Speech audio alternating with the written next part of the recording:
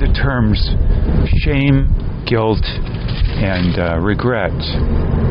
And perhaps in many minds we have a lot of confusion about this and interchange the terms, in fact. I've watched, for instance, in the last year, several videos by very, very intelligent and advanced individuals who talk mostly in their lives of how they were on their deathbed at one time or had a parent they were helping who was on their deathbed, and they said, I'm going to do whatever it takes to not make the same mistakes over again or what somebody made, and they're then being consumed with making sure they have no regrets at the end of their lives. So here are my thoughts then. I've spent a lot of time thinking and writing of it, and I'll just offer these up, see how they resonate with you. That shame, in my view, these days has a lot to do with how someone else, particularly someone with power over you, is going to react, or maybe a community of people or a family. If one is somehow different, especially in a viewpoint, a premise one holds, values, that kind of thing. It being said either explicitly or non-verbally that if you don't change your viewpoint or your actions, that they're going to see to it that you're going to feel shame. But what is shame feeling then, so to speak? If we say we feel ashamed, what does that really mean?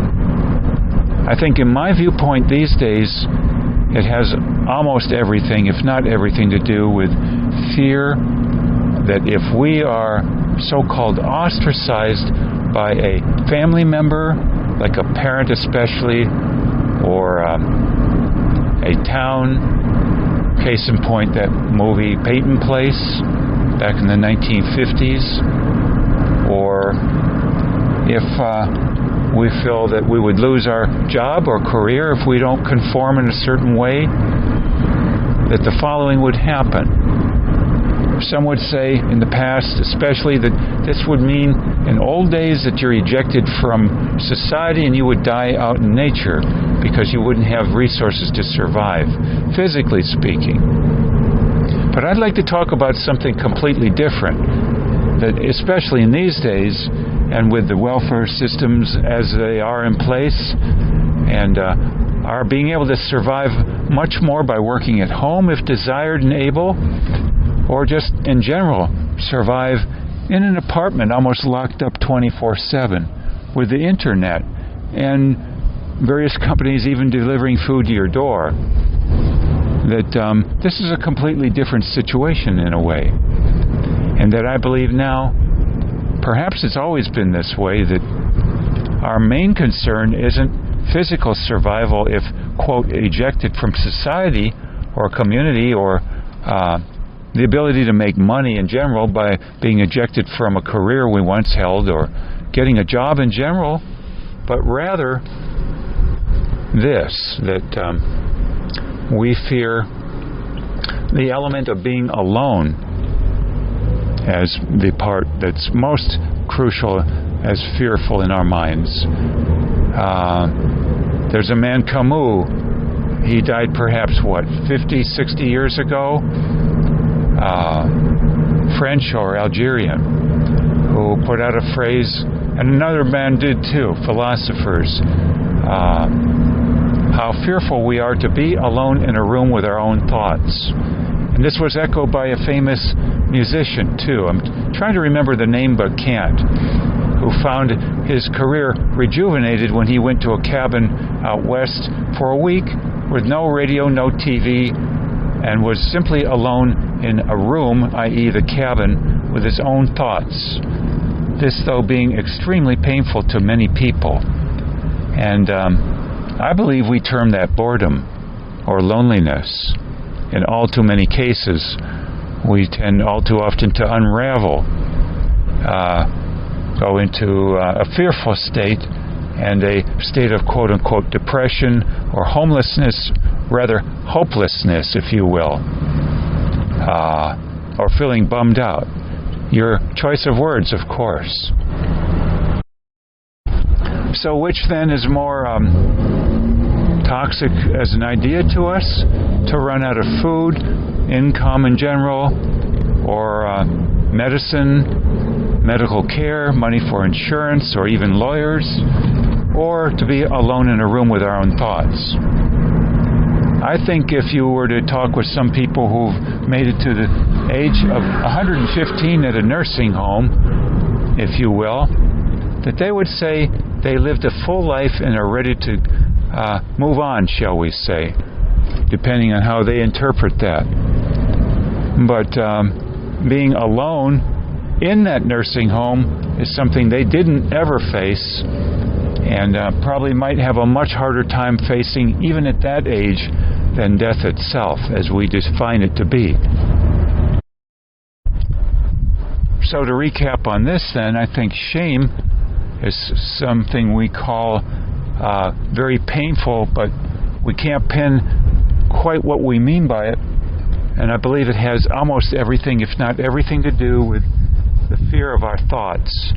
When we might be so-called ejected from some situation we found was providing distractions or anything else that would counter fearful thoughts in our minds. Might this be then why the famous actress Audrey Hepburn, who had cancer and died around 63 years of age, and Gore Vidal, a famous writer, both having said before their death that they didn't fear death itself, but the process of dying. Well, you might say the process of dying might have involved the fear of the pain process or the pain in those left behind, but I believe perhaps that 90% or more of the impact of the pain was how they regard it, how we all regard it. Whether we regard it as a tragedy, unfair, or with shame as per, regrets, shall we say. Now, on to the next. As per guilt, I believe it is very difficult for many perhaps to differentiate the concepts, but in my mind now, this is a completely different bailiwick. And guilt meaning nothing about fear of our own thoughts or being ejected in some manner and then having to face our thoughts all the more, but rather a matter of our concern over how we impact others. And what I mean by that is most everybody wants to have a sense of high self-esteem, and that in my book these days, after having studied a lot of Nathaniel Branden and other people,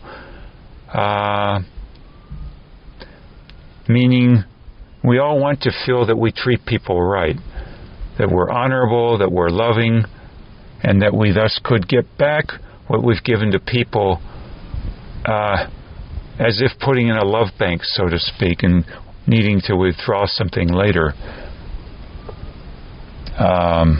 As per Walt Whitman, Robert Vining, or Bob Wells having brought up these concepts. But then there's a problem. Perhaps not all of us want to go the extra mile to do things that would be helpful to others and ourselves, kind of a compromise perhaps, but many might want to pursue more of a short-term expedient way of living to an extent. And then there's the rub, because that might generally have an impact on others negatively. As opposed to our trimming down our needs, as we call them, or addictions, or being more patient to get what we want. So there then being a really tight balancing act there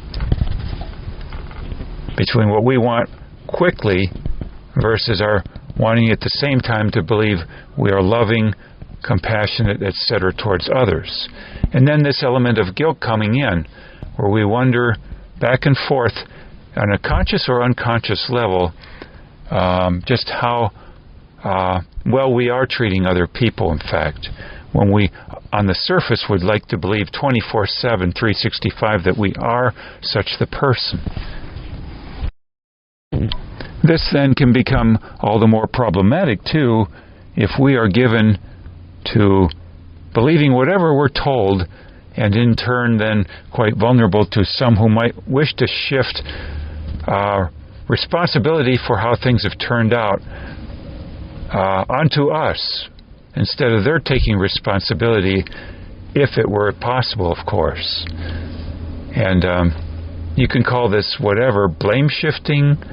I think that's a word I like to use a lot, but at any rate, it happens more than I believe some of us might like to think.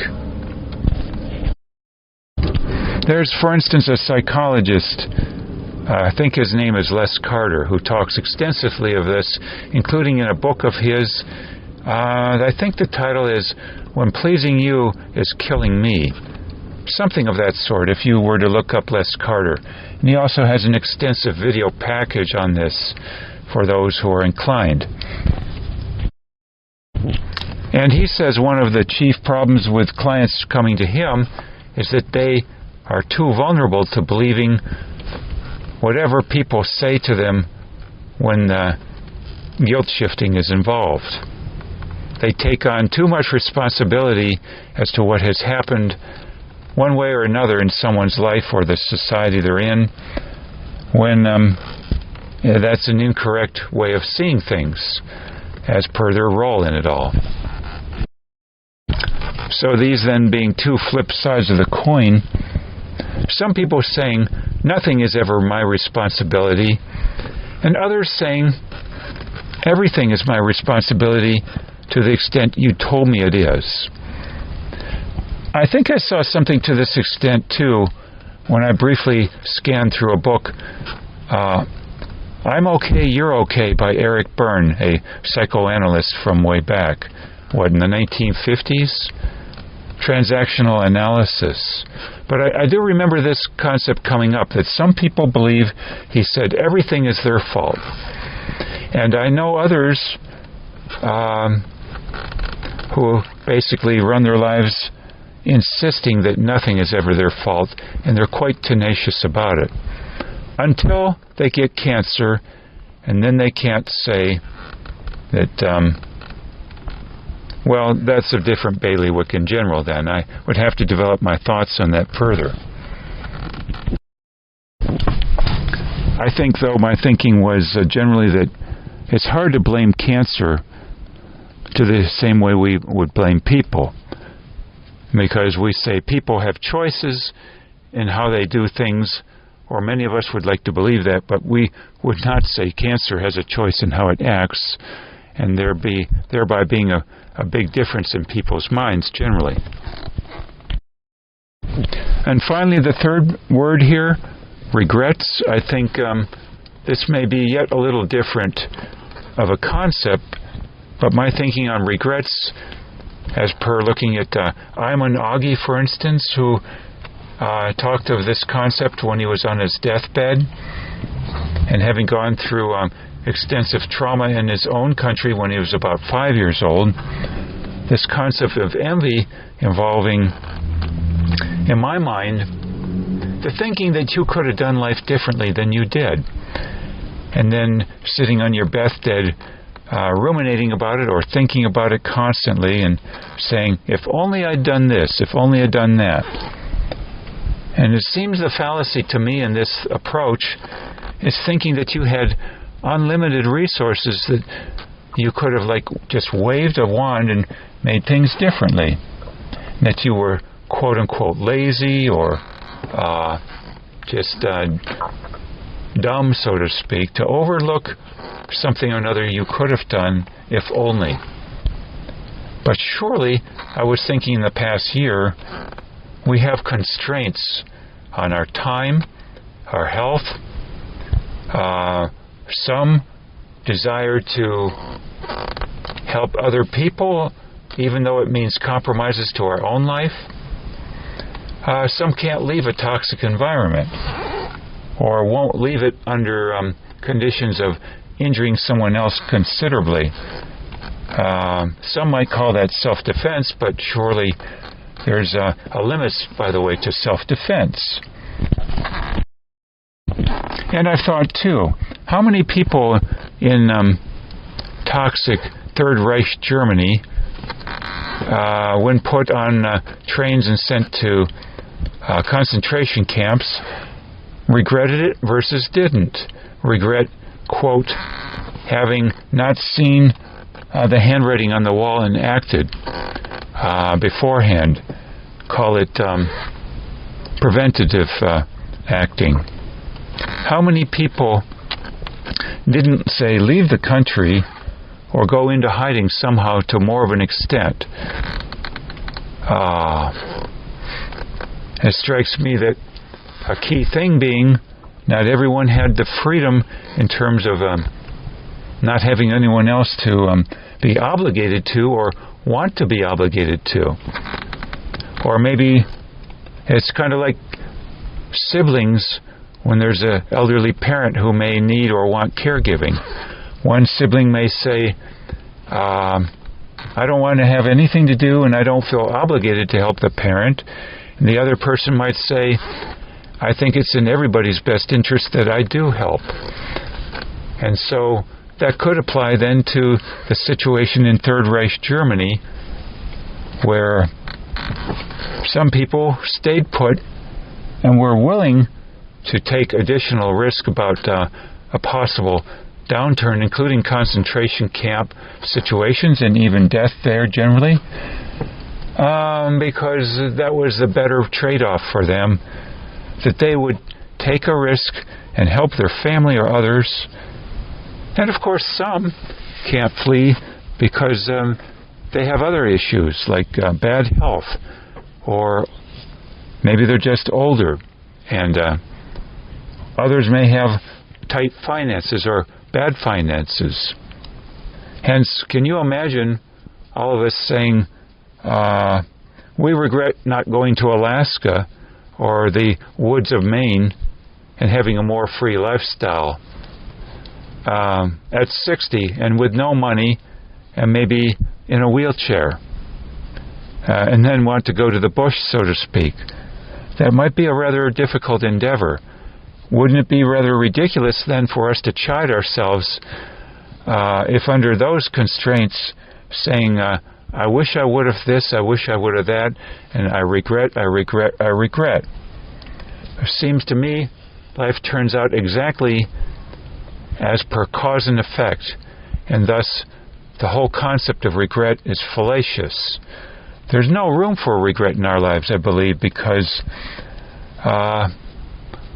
if you were to say we don't pull our own strings, how can you regret how we are going to be quote-unquote performing or acting, deciding, whatever words you might want to use? Wouldn't it thus be kind of silly for us to say on our deathbed, I regret not inventing something just like the iPhone or the Mac computer, or I regret not creating such and such huge corporation, or I regret not coming up with a medical advance that saved billions of lives, or I regret not growing 5 arms and 5 legs so I could win all kinds of sporting events that I otherwise might not be able to, and get all kinds of Olympic gold medals. We would say these things are probably far-fetched and aren't going to be something we're going to be able to pull off, so why regret it? That would be, in our minds, inanity.